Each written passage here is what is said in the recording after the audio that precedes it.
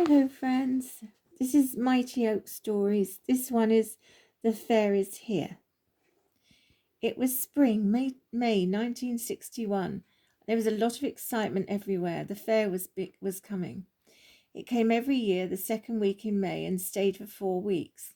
The fair ran for 2 weeks. However, it took a week to set up and a week to dismantle each year. Each year it seemed to get bigger and bigger. Mighty Oak preferred how it used to be years ago. It was a few stalls, a coconut shy, Punch and Judy, rifle range, lucky dip, that sort of thing. Now there was huge rides covered in bright lights and really loud music played all the time. The people seemed to love it. So for their sake, the mighty tree thought, well, he would have to put up with it. It was a stressful time for the mighty tree, as he had to care for all the wildlife and his family too. Andrew was the son of Rose and Ron White, and he was 7 years of age. And he was now tall enough to go on some of the more dangerous rides. Of course, Ron and Rose looked after their son very well, but Mighty Oak did take it upon himself to look after everyone. He did worry so. Something did seem to happen every year. There were many dangers. It wasn't just 2 weeks of worry for the mighty tree, it was 4. The first week of lots of huge trucks and caravans would arrive, and that's when all the noise would start. Trucks reversing, parking, only to find them all move again to make room for another great lorry.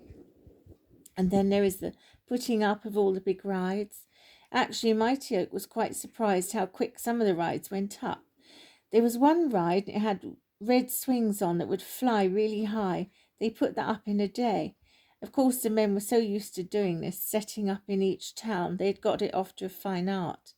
The bumper cars were set up in a day, although there was one slight hiccup last year. It's when the carpenter had mistakenly thought the electrician had finished, so he laid the wood down. The electrician had gone to lunch and not finished. It was a genuine mistake, and the 2 men corrected it. This ride was strange to the mighty tree. People would pay to sit in cars and then deliberately drive at each other for fun.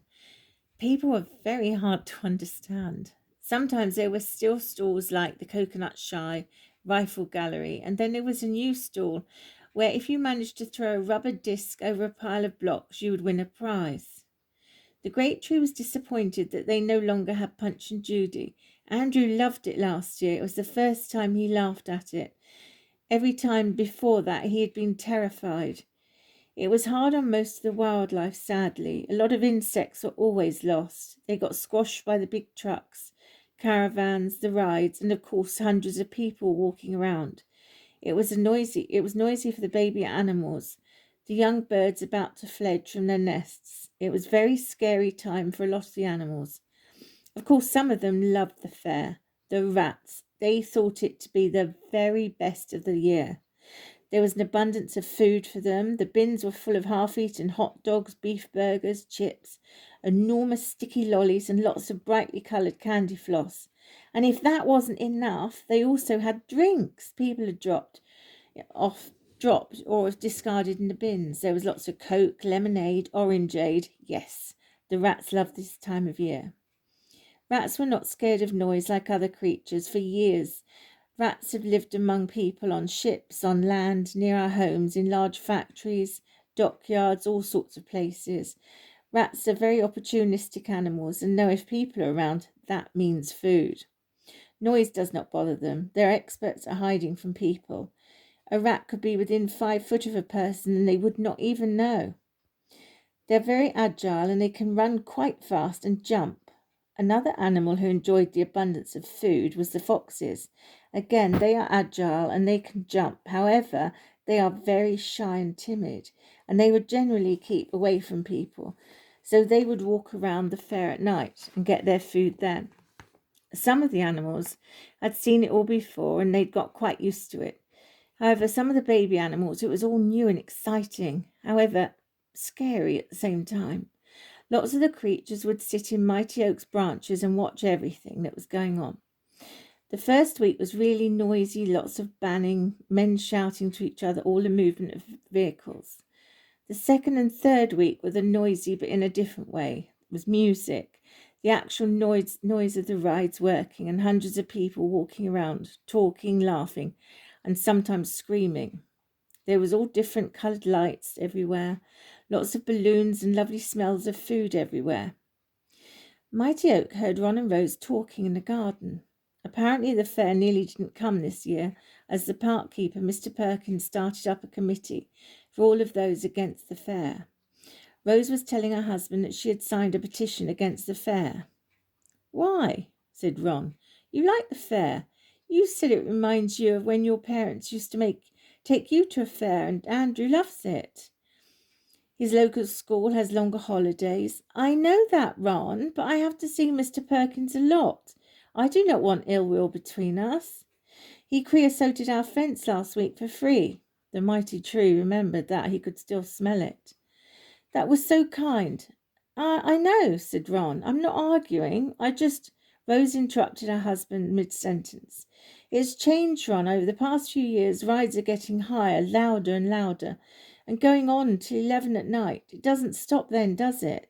Poor Mr. White wasn't sure whether to reply or not. He decided it best that he'd keep quiet. "Then they start all the closing of the stalls, counting the takings. It's gone midnight till it's quiet." There was an awkward silence. "Ron, are you even listening to me?" Ron said, "Of course I am." "Well, you could answer me." "I will. I was not sure if you—" Rose interrupted her husband again. "So anyway, it turns out that the fair is only allowed to come if they finish at 10:30. Precisely. Make sure litter is picked up every evening, and when they leave the park, there must be absolutely no rubbish. If they do not abide by these rules, they will not be allowed to come back again the following year." "Oh, well, that's good all round, isn't it?" said Ron, hoping he'd said the right thing. "Yes." "Oh, look, we have strawberries growing already, Ron. Just shows how mild it's been," as they walked together towards the back door. "Oh, good, you can make some of your strawberry jam, Rose. Give it a couple of weeks and they'll be ready. The back door is closed." Their discussion left the mighty tree thinking. He had come to the conclusion it wouldn't be such a bad thing if the fair did not come any more. Just then the mighty oak heard the familiar sound of rumbling. Mr. Perkins was way over at the back of the park. On the left was the back entrance to the park. There were two huge gates at the end of a country lane, which was only just wide enough for the huge vehicles. This entrance was rarely used. Sometimes the away cricket team would come through on their coach, but this did not cause as much damage to the park as the fair. The fair people were always good as far as the cricket pitch was concerned. They would never place any rides or stalls near the cricket pitch, and they would rope it off so no one would walk over it. Everyone did respect these rules and did not go near it. Mr. Perkins was particularly proud of his cricket pitch. Not that he would ever say he was a very proud man. It was in wonderful condition. It had taken 3 years of hard work to get it to the standard it was now.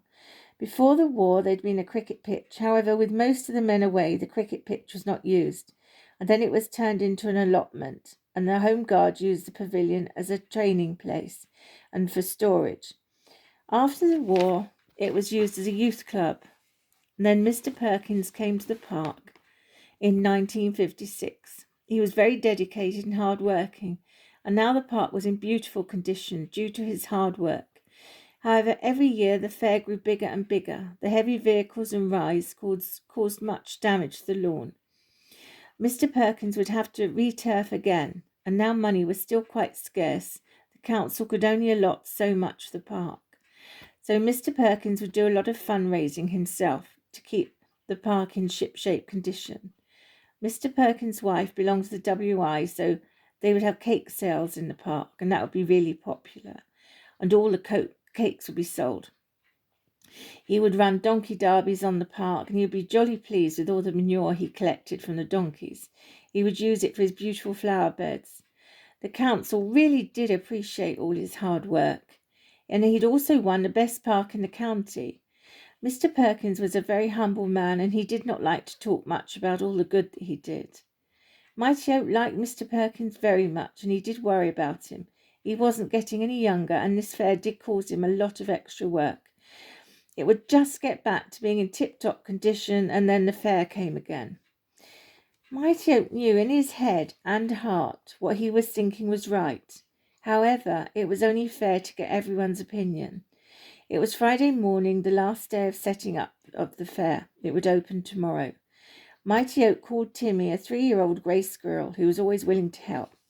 The mighty tree loved him very much and felt sorry for him. His family had moved into the area when Timmy was a baby, as where they'd lived before, the other creatures were not nice to them and did not speak to them. The reason they moved was so Timmy would not suffer as they did.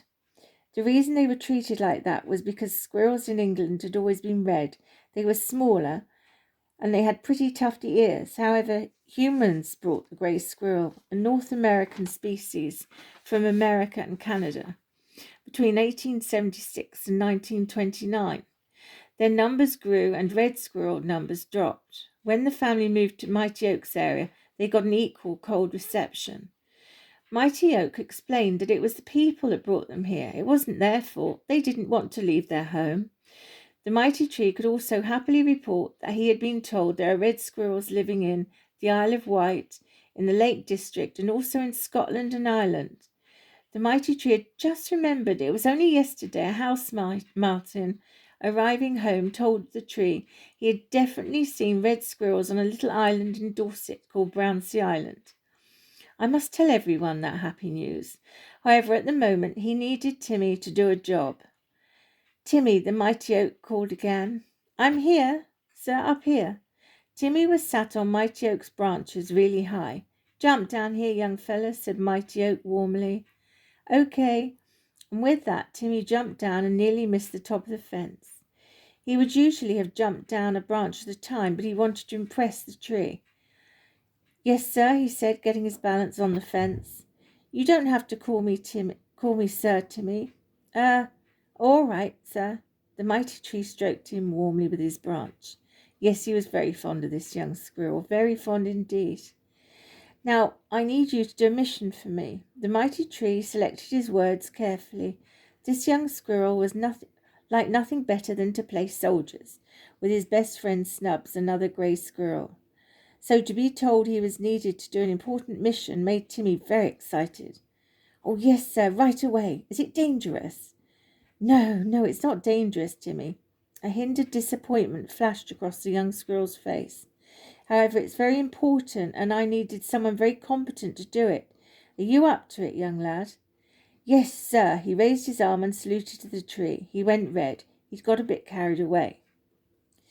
Tomorrow the fair opens, and Rose and Ron are taking young Andrew for the opening night, as all the local people can get in for half price on the first night.